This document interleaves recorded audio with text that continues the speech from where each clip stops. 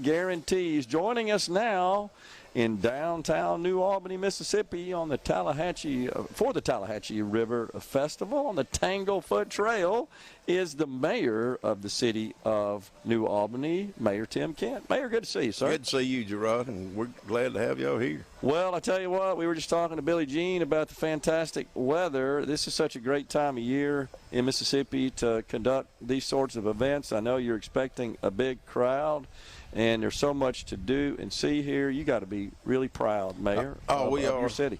We are proud of the city and the people that work here.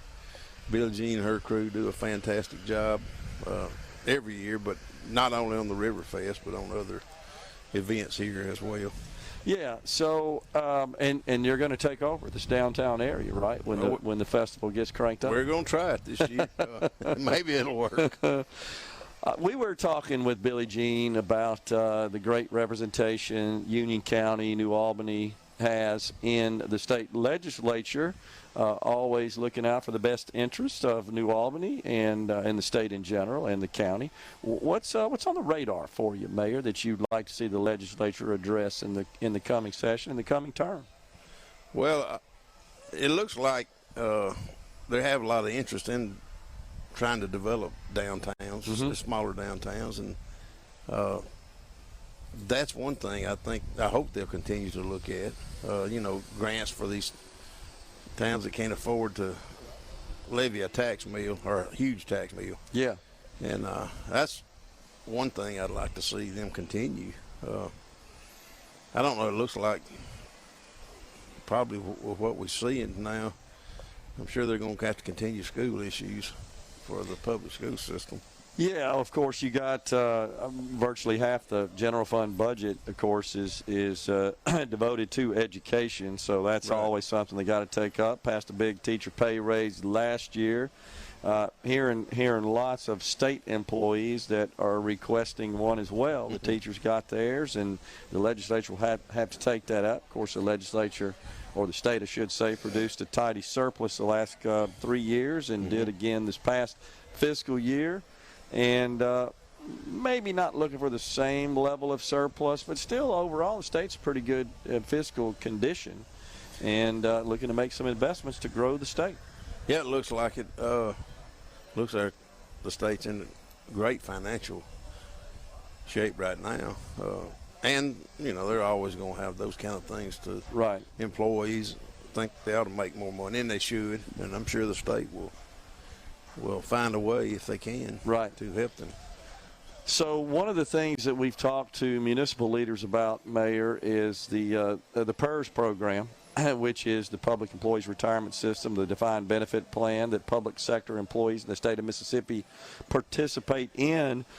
You're aware that the board, that the trustees of the PERS system recently adopted policy that's going to increase the employer contribution rate by 5 percentage points. It was originally supposed to go into effect the full 5 in October. They got some backlash on that. They delayed it to next July.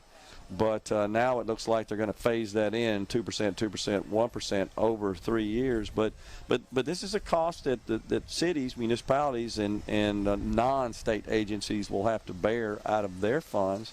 Is this something you guys have been talking about? Oh yeah, we've discussed it a lot. It's 5%. It's a pretty good financial burden on the city. Yeah, suddenly like that. So we call legislatures and senators, and got some help through them, and then our MML organization has really tried to help, but. They did promise me they were going to meet again in January and try to relook at other ways to kind of help the city. Who's that now? The PERS board? No. The MML? No, the legislature. Legislature. My bad. Okay. Yes, sir. So maybe I know Mayor Barker, Toby Barker of Hattiesburg, who's president of the MML. Last time I interviewed him, he essentially said, yeah, if the state would want to help us out financially, offset this additional cost at the municipal level, we'd certainly accept it. It's kind of the way he didn't come out and say we're lobbying for it, but he said we'd accept it. So, but it sounds like that's going to be something that the legislature is going to have to address and take up. Yeah, and I think our representative told me they were going to meet January and just see. I mean, they got some suggestions, and I don't know if any of them will come to fruition. Yeah. But, like a sales tax diversion. Right. Maybe some of that goes to Right. it. And, you know, just economic times, especially with stock market, which that's how the PERS makes a lot of their money. It's been tough on them. Yeah, absolutely. Well, let's talk about your city, the city of New Albany. How are things going overall? I know you've got very low crime. Absolutely. We're very fortunate there. We've always had low crime, and, you know, our law enforcement make sure we continue to have that. They're very active. And so we're you know, most of the time when a major crime's committed here, it's somebody that comes from around the Memphis area. Really? As odd as that is, yeah. Huh. So I guess they see this town, think it's sleepy, and think they might can hit something. But most of them get caught. So we've been fortunate. You've got a great economic base around the city and Union County in general. Are there any new projects that are under consideration that you can talk about? Right? Yeah, well, one I can't because, honestly, I had to sign a confidentiality statement. So, understand. But we have a lot of, you know, like new shops and new stores opening, and in the end, you know, those giant projects are something that give people work, but a place to work and earn income. Yeah. But in the end, these small stores like you see downtown here, that's how they make their living too, and that's where the city especially benefits, because when they come in and buy something, they pay taxes. You know? Yeah, so, sure. And that's your primary source of revenue, of course, sales tax revenue. You know, I've been told by the state tax department that we have a tax base much larger than the size of our city. Right. So we've been very fortunate there, and it's really been pretty good because our millage rate in New Albany is only 11 mills. Right. So that's about as low as they are in the state. Mm-hmm. So, and we try to find ways not to raise that. Sure. Know?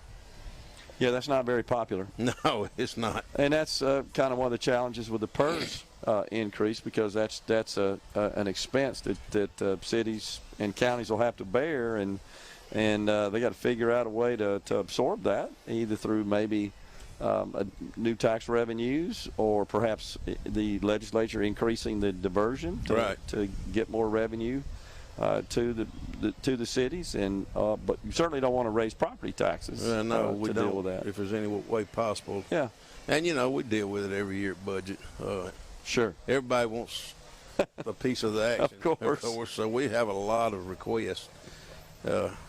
Usually it's more money than we have coming in. So, but it works out pretty good. We have to cut some places here and there, but it's usually overall it's usually good. So one thing that a visitor would notice when they travel down the main street here, Bankhead, is that all the buildings are occupied. They're all running. They're all operating. Man, that's unique. Man, it is unique.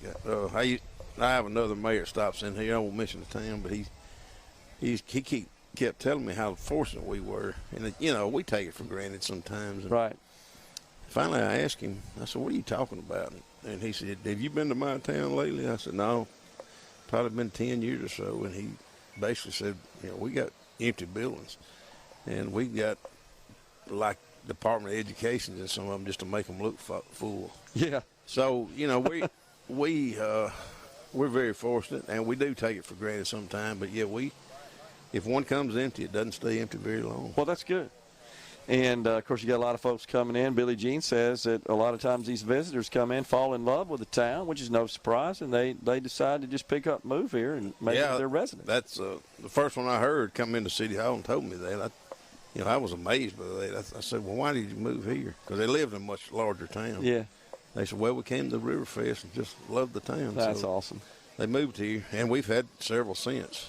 That is awesome. It is awesome. 27 years, right? The Riverfest has been going on. That is just a huge mark, no doubt about it. Huge milestone. You should be proud of that. Mayor, appreciate you coming on, Well, and congratulations on all the great success here in the city of New Albany. Thank you for coming. Yes, sir. Thank you. We're stepping aside for a break, folks. It's C.J. Bright, a Union County supervisor, is joining us next. Stay with us. We're coming right back. The Element Well Studios in New Albany, Mississippi for the Tallahatchie